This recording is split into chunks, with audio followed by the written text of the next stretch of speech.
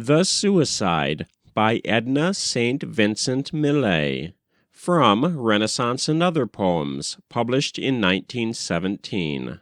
Read by Frank Blissett. Curse thee, life, I will live with thee no more. Thou hast mocked me, starved me, beat my body sore, and all for a pledge that was not pledged by me.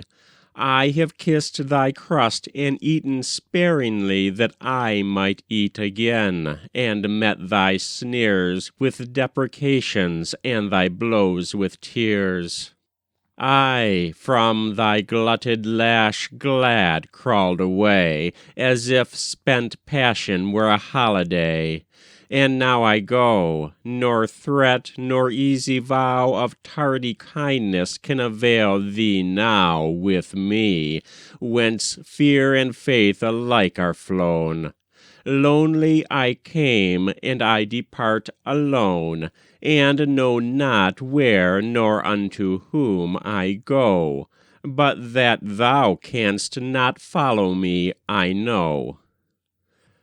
Thus I to life, and ceased, but through my brain my thought ran still, until I spake again. Ah, but I go not as I came, no trace is mine to bear away of that old grace I brought. I have been heated in thy fires, bent by thy hands, fashioned to thy desires, thy mark is on me. I am not the same, nor evermore shall be as when I came. Ashes am I of all that once I seemed. In me all's sunk that leapt, and all that dreamed is wakeful for alarm. O shame to thee, for the ill change that thou hast wrought in me, who laugh no more, nor lift my throat to sing. Ah, life, I would have been a pleasant thing to have about the house when I was grown, if thou hadst left my little joys alone. I asked of thee no favor save this one, that thou wouldst leave me plain in the sun, and this thou didst deny, calling my name insistently until I rose and came. I saw the sun no more. It were not well so long on these unpleasant thoughts to dwell. Need I arise tomorrow and renew again my hated tasks?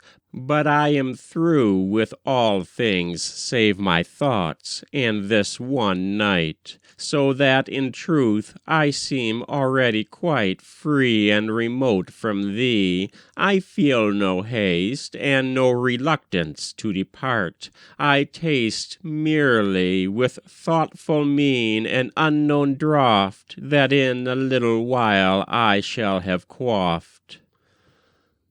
Thus I to life, and ceased, and slightly smiled, looking at nothing, and my thin dreams filed before me one by one, till once again I set new words unto an old refrain. Treasures thou hast that never have been mine. Warm lights in many a secret chamber shine of thy gaunt house, and gusts of song have blown like blossoms out to me that sat alone. And I have waited well for thee to show if any share were mine, and now I go. Nothing I leave, and if I naught attain, I shall but come into mine own again. Thus I to life, and ceased, and spake no more, but turning straightway sought a certain door in the rear wall. Heavy it was, and low, and dark, a way by which none e'er would go that other exit had, and never knock was heard thereat. bearing a curious lock, some chance had shown me fashioned faultily, whereof life held content the useless key. And great coarse hinges, thick and rough with rust, whose sudden voice across a silence must, I knew, be harsh and horrible to hear. A strange door, ugly like a dwarf, so near I came, I felt upon my feet the chill of acid wind creeping across the sill. So stood long time, till over me at last came weariness, and all things other passed to make it room. The still night drifted deep like snow about me, and I longed for sleep. But suddenly, marking the morning hour, bade the deep-throated bell within the tower. Startled, I raised my head, and with a shout laid hold upon the latch, and was without. Ah, long forgotten, well-remembered road, leading me back unto my old abode, my father's house. There in the night I came, and found them feasting, and all things the same as they had been before. A splendor hung upon the walls, and such sweet songs were sung as, echoing out of very long ago, had called me from the house of life, I know. So fair their raiment shone, I looked in shame on the unlovely garb in which I came. Then straightway at my hesitancy mocked, "It is my father's house," I said, and knocked. And the door opened. To the shining crowd, tattered and dark, I entered like a cloud, seeing no face but his. To him I crept, and "Father!" I cried, and clasped his knees and wept. Ah, days of joy that followed! All alone I wandered through the house, my own, my own, my own to touch, my own to taste and smell, all I had lacked so long and loved so well. None shook me out of sleep, nor hushed my song, nor called me in from the sunlight all day long.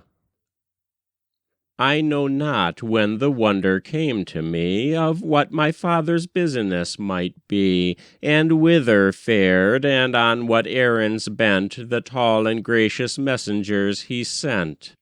Yet one day, with no song from dawn till night, wondering I sat, and watched them out of sight. And the next day I called, and on the third asked them if I might go. But no one heard. Then, sick with longing, I arose at last and went unto my father, in that vast chamber wherein he for so many years has sat, surrounded by his charts and spheres. "Father," I said, "Father, I cannot play the harp that thou didst give me, and all day I sit in idleness, while to and fro about me thy serene, grave servants go. And I am weary of my lonely ease. Better a perilous journey overseas, away from thee, than this, the life I lead, to sit all day in the sunshine like a weed that grows to naught. I love thee more than they who serve thee most, yet serve thee in no way. Father, I beg of thee a little task to dignify my days. 'Tis all I ask, forever, but forever, this denied, I perish." "Child," my father's voice replied, "all things thy fancy hath desired of me, thou hast received. I have prepared for thee within my house a spacious chamber, where are delicate things to handle and to wear, and all these things are thine. Dost thou love song? My minstrels shall attend thee all day long. Or sigh for flowers? My fairest gardens stand open as fields to thee on every hand. And all thy days this world shall hold the same. No pleasure shalt thou lack that thou shalt name. But as for tasks, he smiled and shook his head. Thou hadst thy task, and laidst it by, he said.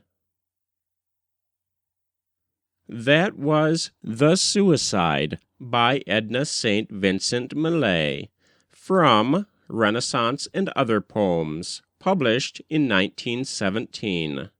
Read by Frank Blissett.